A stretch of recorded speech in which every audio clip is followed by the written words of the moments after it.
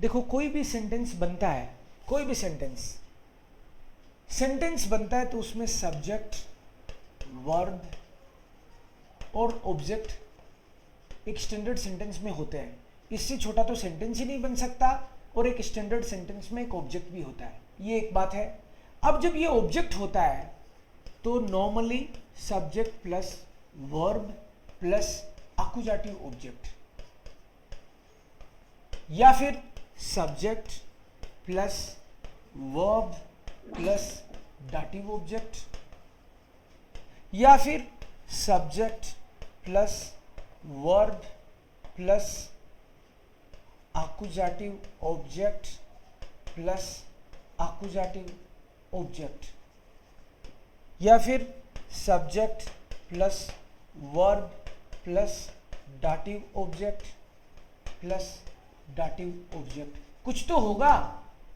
तो जनरली क्या होगा, एक्चुअली ये सब्जेक्ट है, इसके बाद में ये वर्ब है, ये अगर एक्यूजेटिव हुई तो इधर एक्यूजेटिव ऑब्जेक्ट आ जाएगा, ये वर्ब अगर डाटिव हुई तो सिंपल सी बात है इधर डाटिव ऑब्जेक्ट आ जाएगा, ये वर्ब एक्यूजेटिव हुई तो सिंपल सी बात है दो ऑब्जेक्ट, एक मिनट सुनता हूं आपकी, ये वर्ब एक्यूजेटिव हुई और एक ऑब्जेक्ट के बाद में दूसरा ऑब्जेक्ट आ गया, हो सकता है दोनों थिंग हो सकता है दोनों थिंग के केस में, थिंग्स के केस में मैंने ये बोल दिया आपको, दोनों ही पर्सन हो, सपोज दोनों यहां पर्सन भी हो सकते हैं, थिंग्स या पर्सन।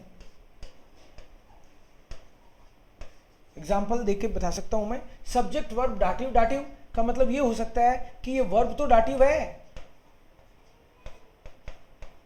यहां पे ये वर्ब एक्यूजेटिव है तभी तो ये दोनों एक्यूजेटिव हो रहे हैं, सपोज यहां पे ये वर्ब डाटिव है इसीलिए ये दोनों डाटिव हो रहे हैं। जैसे I help you and him, इश हेल्प है डियर und ihm, दोनों पर्सन थे, डाटिव वर्ब के बाद में दोनों पर्सन हुए तो दोनों ही डाटिव हो गए इस वर्ब के कारण।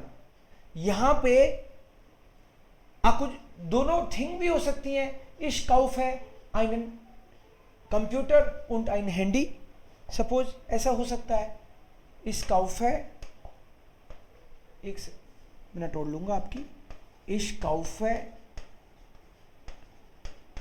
einen Computer und ein Handy। यहां तक जितनी भी मैंने बात करी इसमें कहीं भी एनवीडीए की कोई बात नहीं थी। एनवीडीए कब आता है पिक्चर में? एनवीडीए तब पिक्चर में आता है जब एनवी पर्सन और थिंग दोनों एक ही सेंटेंस में आए एज ए ऑब्जेक्ट।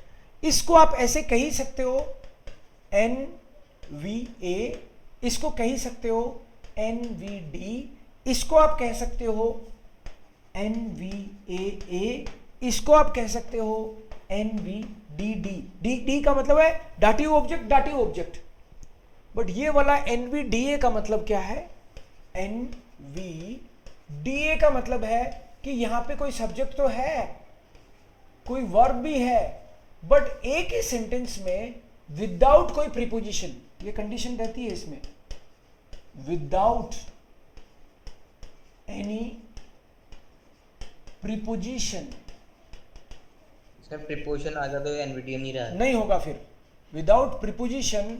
यहां पे पर्सन भी आ रहा है और थिंग भी आ रहा है, तो उस केस में पर्सन को डाटिव बनाएंगे और थिंग को एक्यूजेटिव बनाएंगे। इसके साथ एक्यूजेटिव डाटिव तो बनाएंगे, इनकी पोजीशनिंग भी ऐसे रखेंगे कि पर्सन को पहले लाएंगे। कोई बोले पर्सन को इधर बना देते हैं डाटिव, नहीं, ऐसा नहीं करेंगे अपन नॉर्मल केसेस में। कोई स्पेशल केस आएगा वो आपको समझाऊंगा मैं, अगर आएगा तो इसमें एक्चुअली ये सब करने के लिए एनवीडीए केस कब होता है, कुछ इसकी पर्टिकुलर वर्ब्स हैं, उन्हीं केसेस में ये मीनिंग निकलता है। वो मीनिंग क्या निकलता है? कौन किसको क्या। ये कौन सब्जेक्ट जो है आपका, कौन, ये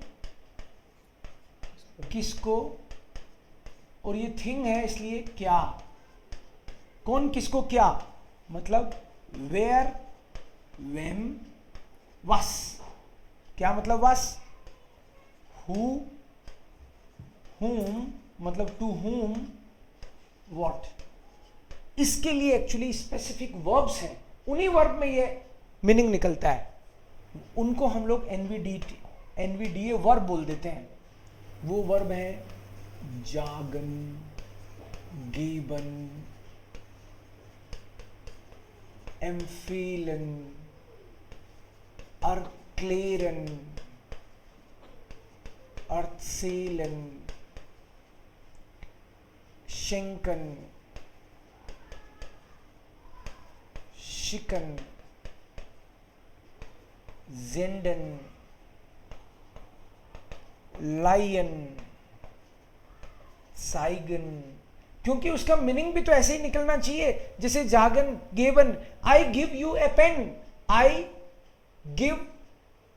गिव वर्ब तो यहां आएगी ना, वर्ब है यहां पे।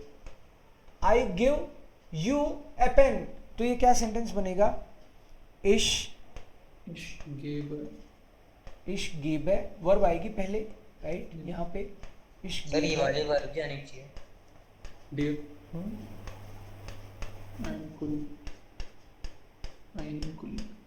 ये अंकित बोलो। ये वाले वर्ब भी आने चाहिए।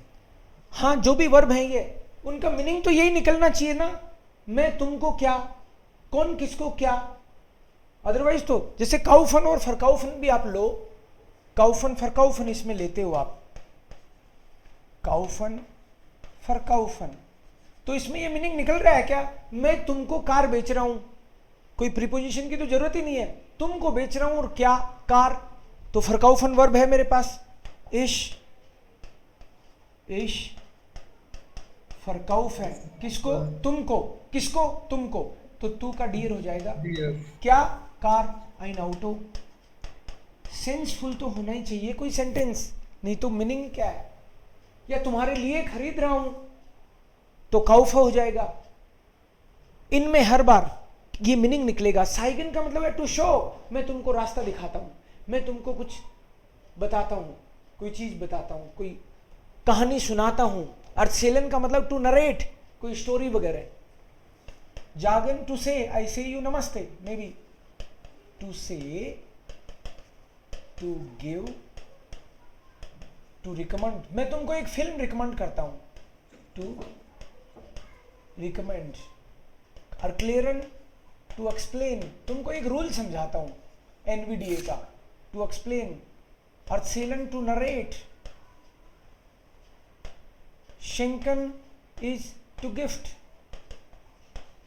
शिकन टू सेंड, जेंडन का भी टू सेंड, मैं तुमको एक डिब्बा भेज रहा हूं मिठाई का sir. Lion is to land, कुछ धार देना। साइगन टू शो, मैं तुमको रास्ता दिखाता हूं। काउफन टू परचेज, टू सेल। ऐसे एनवीडीए का मतलब है इनमें से कोई ना कोई मीनिंग होगा और उसका मतलब ये निकलेगा कौन किसको क्या, और प्रीपोजिशन के बिना सेंटेंसेस बनेंगे तो पर्सन को हमेशा डाटिव बनाते हैं। डी का मतलब है डाटिव, पर्सन आएगा और वो थिंग के पहले आएगा। ये एनवीडीए का रूल है।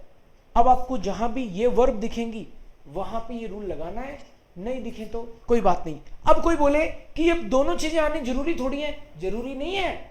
अगर ये वर्ब आ गई, मैं इतना ही बोलूं, पहले अपनी बात हो चुकी, फिर आपने बोला आप वो दे नहीं रहे क्या, किसको दे रहे हो, मैं बताऊं नहीं वो चीज, क्योंकि वो तो अपन को पता ही है। मैं इतना ही बोल दूं आई एम गिविंग यू, तो चीज लिखना जरूरी नहीं है। ये वर्ब ऐसी है, इन वर्ब्स के बाद में पर्सन आएगा तो हमेशा डाटिव ही आएगा। तो वो सेंटेंस यहां भी खत्म हो सकता है, इश गिव डियर, क्योंकि इन वर्ब एनवीडीए वर्ब्स जो हैं, इन वर्ब में वर्ब के बाद में पर्सन हमेशा डाटिव, पर्सन डाटिव, और सेम वर्ब के बाद में थिंग हमेशा आकुजाटिव। इस गेब आइनन कूली। तो एनवीडीए आना जरूरी नहीं है। एनवीडीए वर्ब ये बोलती हैं अगर पर्सन और थिंग दोनों आएंगे तो पर्सन को डाटिव बनाएंगे, केवल पर्सन अकेला आएगा तो भी पर्सन को डाटिव बनाएंगे। थिंग अकेली आएगी, जैसे मान लो कि ये काउफन को अभी तक हम लोग आकुजाटिव ही तो कर रहे थे, इस काउफ आइन आउटो हो गया आकुजाटिव, क्योंकि ये वर्ब आकुजाटिव ही लेती है, लेकिन पर्सन आ जाए तो ये वर्ब डाटिव ले लेती है। और ऐसी कोई सैकड़ों वर्ब नहीं है, आपको जितनी बताई केवल उतनी लर्न करो, उसी से आपका काम हो जाएगा। एनवीडीए में बस इतनी ही बात है।